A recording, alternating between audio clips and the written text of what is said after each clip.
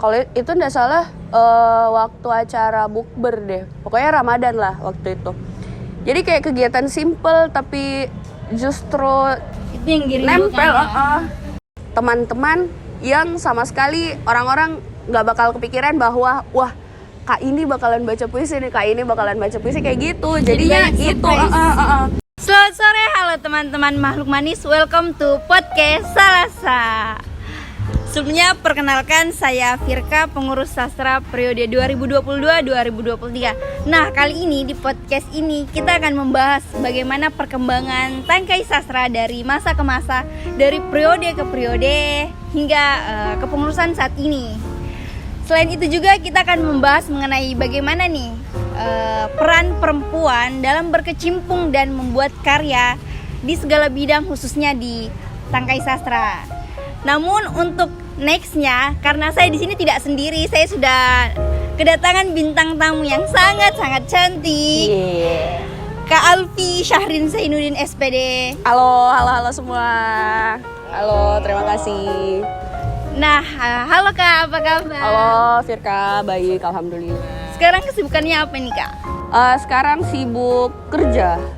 Alhamdulillah. Mungkin sedikit biodatanya Kak Alfi. Kak Alfi ini adalah koordinator tangkai sastra periode 2015-2016. Nah, mungkin bisa nih Kak sharing-sharing bagaimana nih saat kepengurusan Kakak pada saat itu. Iya, jadi dulu itu ketua umumnya Kak Uya kalau tidak salah. Nah, itu kali pertama saya jadi pengurus waktu itu dan diberi amanah untuk mengurus tangkai seni sastra. Jadi awalnya saya anggota tangkai seni sastra. Terus di pleno kedua kalau tidak salah ketua tangkaiku itu DSI-kan. Jadinya diangkat saya jadi ketua tangkai sampai akhir periode gitu. Terus di kepengurusan yang kedua diketuai oleh Fajar Nasrum, itu saya diamanahkan untuk menjadi pengurus Kabit Litbang. Gitu. Mungkin bisa nih Kak sharing-sharing bagaimana Kakak kan sudah ada, sekarang Kakak PSP 20, sudah ada 7 PSP nih setelah Kakak. Bagaimana? Makasih remindernya.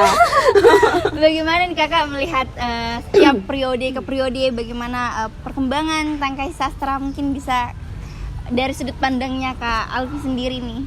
Oke, jadi dulu waktu saya anggota baru itu sering disuguhi forum-forum sederhana, tapi justru itu yang dirindukan gitu loh. Kayak pernah dulu waktu di lokasinya masih di Gedung Lanto, Salasa masih di Gedung Lanto, itu ada bincang-bincang, kayaknya kalau tidak salah dia memang di Hari Sastra sih, ada bincang-bincang. Terus setelah itu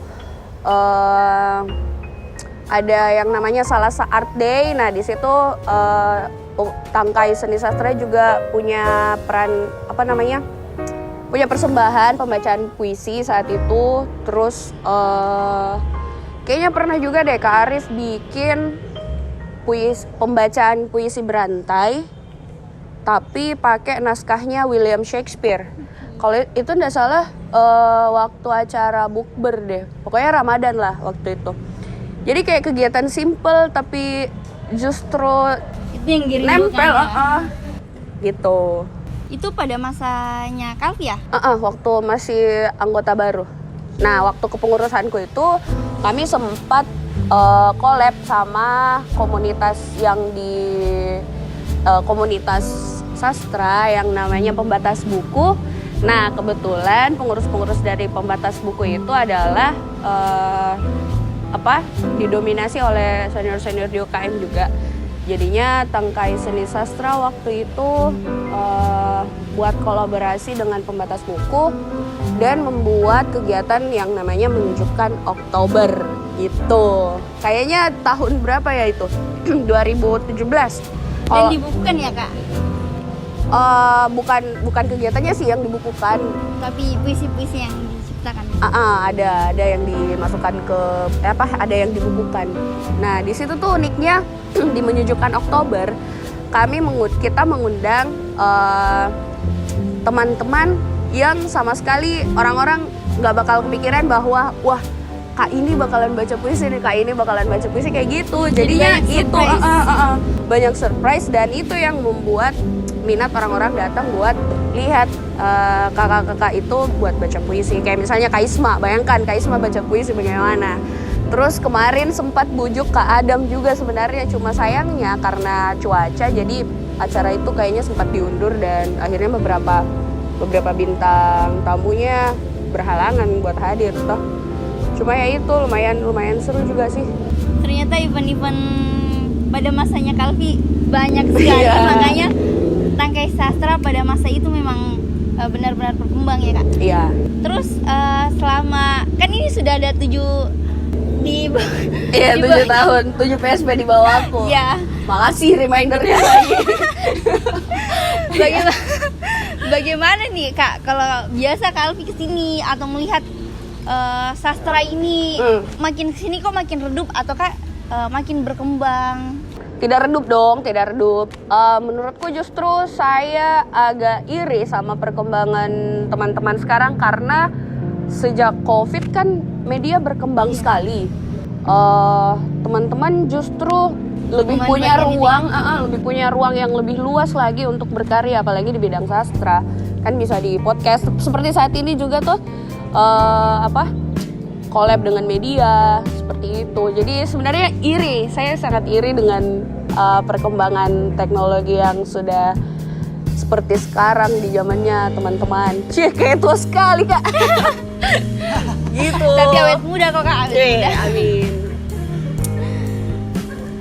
Mungkin kakak melihat bahwasanya sekarang itu nggak redup dan malah makin berkembang ya karena dibantu dengan banyaknya media sosial yang mendukung juga untuk bisa sastra itu tidak hanya dinikmati secara langsung.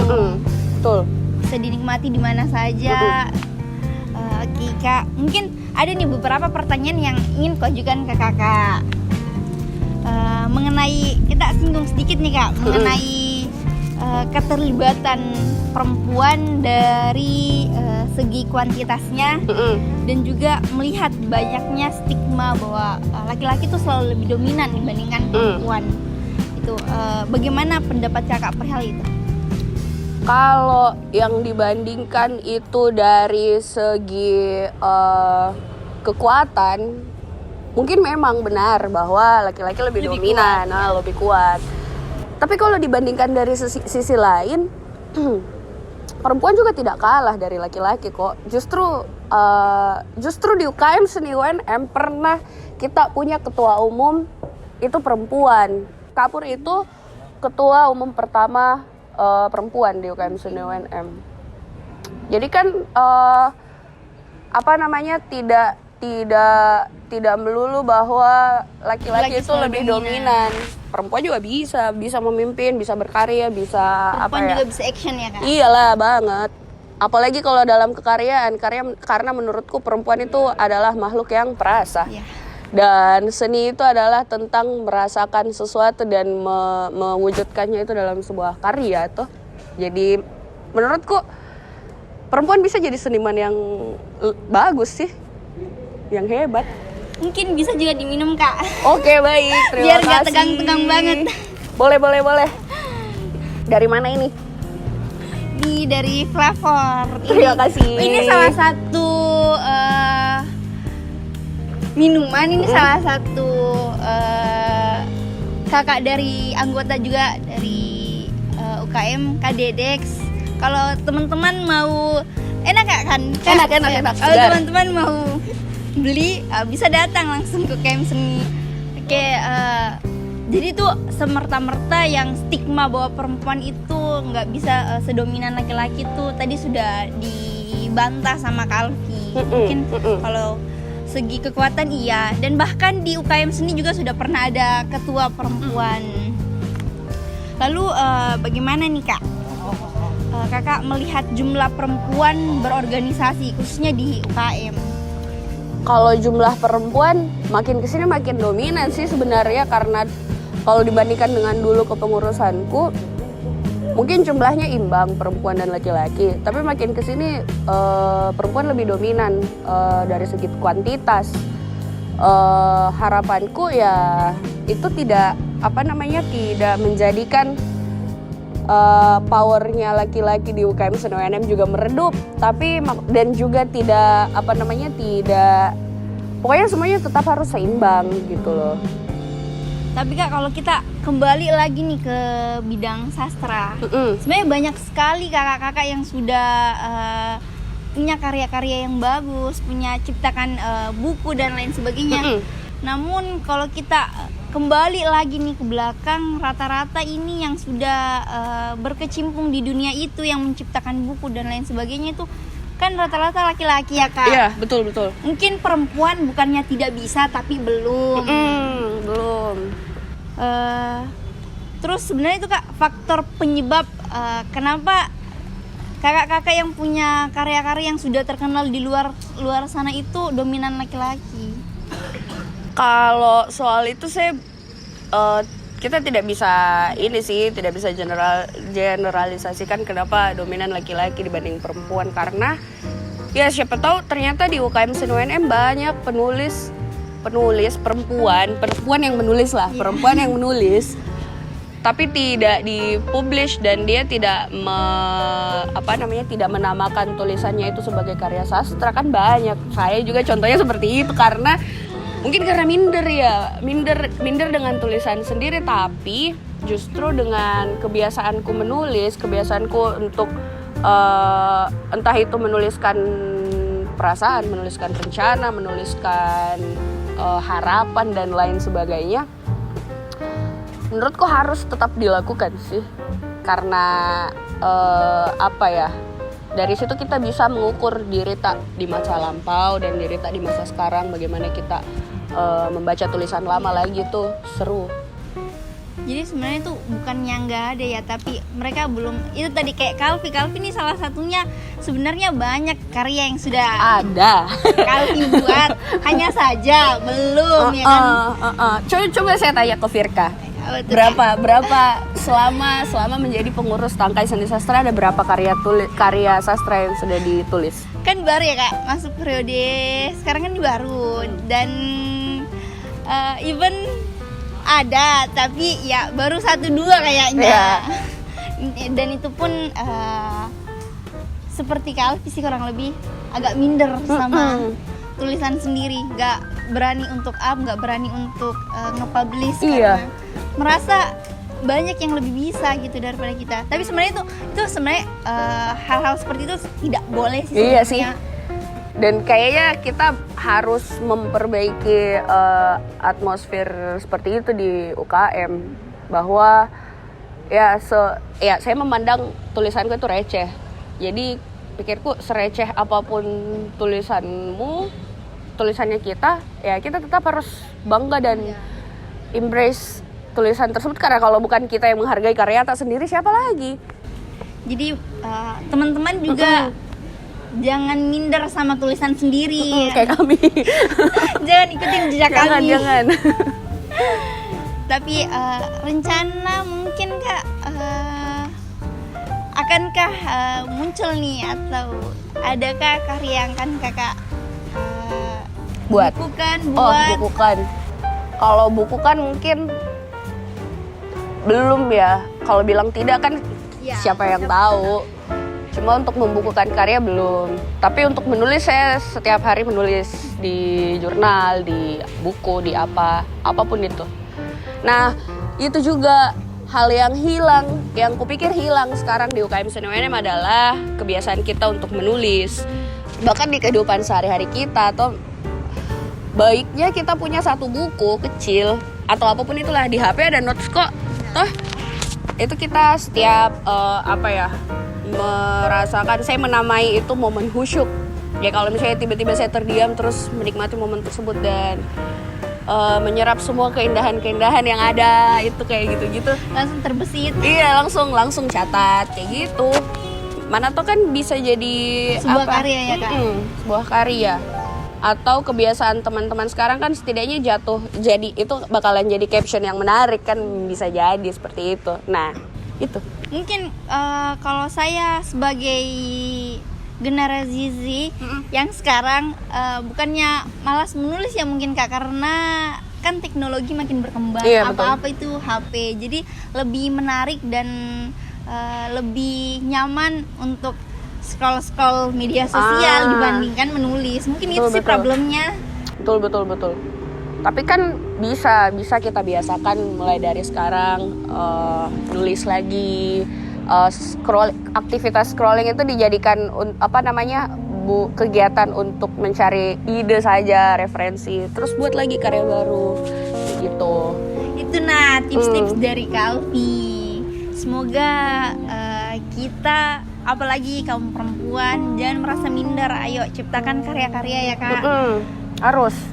Nah sekarang kegiatan di UKM Seni UNM yang direncanakan oleh Tangkai Seni Sastra apa saja, Firka? Ini salah satunya Kak. Dan kita mengaktifkan kembali Suara Salasa di Spotify. Jadi teman-teman bisa nih dengarkan karya-karya lantunan puisi di Spotify Suara Salasa UKM Seni. Jadi teman-teman bisa didengarkan di Spotify. Tuh. Terus event juga Tangkai Sastra mau mengadakan Susa. Apa itu Susa?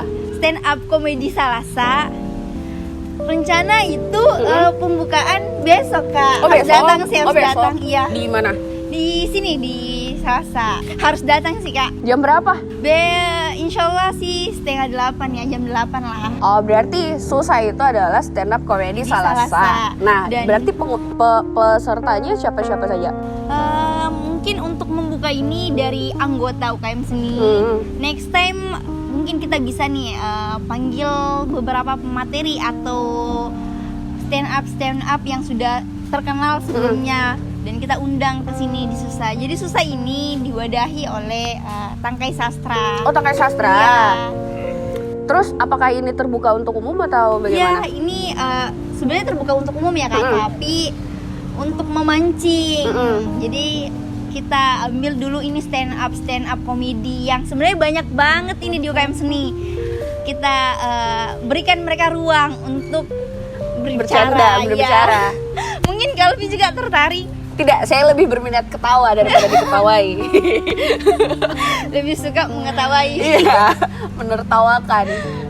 Apalagi selain Susah apa lagi?